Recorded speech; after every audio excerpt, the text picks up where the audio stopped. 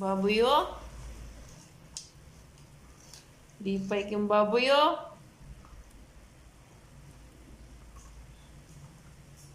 Ito ko piglawas ang buong.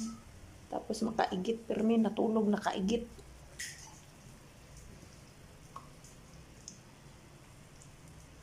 Bihira siyang makakatigil ng ganyan. Share sila. At fully supervised. Kasi ang malas nandyan lang. Takot ako sing-sing. Kaya kinuha ko na. Hindi na na-video.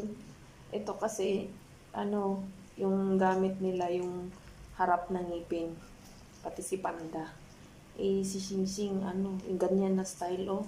Paano pag, di natanggal? Okay na. Humanakag